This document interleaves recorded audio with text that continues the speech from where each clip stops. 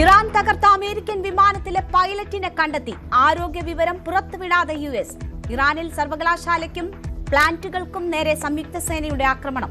കുവൈറ്റിലും ബഹ്റൈനിലും തിരിച്ചടി. ഹോർമുസ് തുറക്കണമെന്ന അമേരിക്കയുടെ അന്ത്യശാസനത്തോട് പ്രതികരിക്കാതെ ഇറാൻ.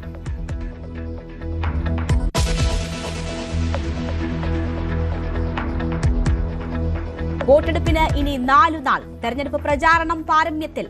ബേപ്പൂരിൽ അമിത്ഷായുടെ റോഡ് ഷോ.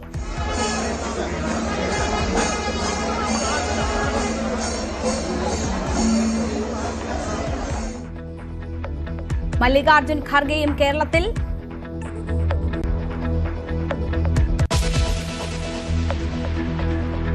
രാഷ്ട്രീയ സംഘർഷത്തിന് സാധ്യതയുണ്ടായാൽ വനിതാ പ്രവർത്തകർ സ്വയം ബ്ലൗസ് വലിച്ചു കീറണമെന്ന് ഇടുക്കി DCC പ്രസിഡന്റ്. അപ്പൊ നമ്മളെ അവിടെ ഒരു വിശിഷ്ട താരമുണ്ട്, ബിസി എന്ന് പറയുന്ന ഒരു സായിപ്പന്റെ മോള്.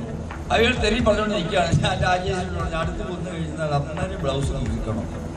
രാജേശ്വരി ആദിവാസിയാണ്, പിന്നെ വകുപ്പിനവിടെ നമുക്കറിയാൻ ചെയ്യുന്ന കാര്യം. കാസർഗോഡ് LDF സ്ഥാനാർത്ഥി ഷാനവാസ് പാദൂരിനെതിരെ വിദ്വേഷ പ്രസംഗം. മുനാഫിക്ക് പദപ്രയോഗം നടത്തിയത് വനിതാ ലീഗ് നേതാവ്.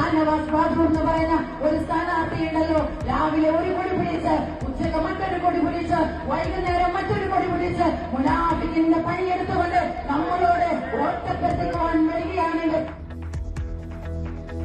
LDF തെരഞ്ഞെടുപ്പ് കമ്മീഷന് പരാതി നൽകി.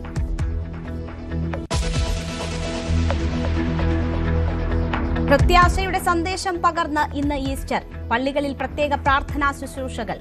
ഐക്യം വളർത്താൻ ആഹ്വാനവുമായി സഭാധ്യക്ഷന്മാർ. ഒരു വോട്ടും പാഴാക്കരുതെന്ന് ഓർമ്മിപ്പിച്ച് മാർ ക്ലിമീസ്.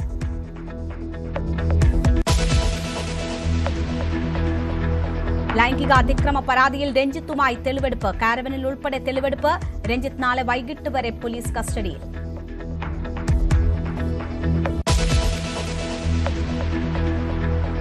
ട്രക്കിങ്ങിനിടെ കുടകിൽ കാണാതായ മലയാളി യുവതിക്കായി തെരച്ചിൽ തുടരുന്നു. ഡ്രോൺ ഉപയോഗിച്ചുള്ള പരിശോധനയിലും നിരാശ. ചെങ്കുത്തായ പ്രദേശവും വന്യജീവി ശല്യവും തെരച്ചിലിന് വെല്ലുവിളി. 2 ദിവസം മുൻപ് കാണാതായത് നാദാപുരം സ്വദേശിനിയായ ശരണ്യയെ. കർണാടക ആഭ്യന്തരമന്ത്രിയെ വിളിച്ചു KC വേണുഗോപാൽ.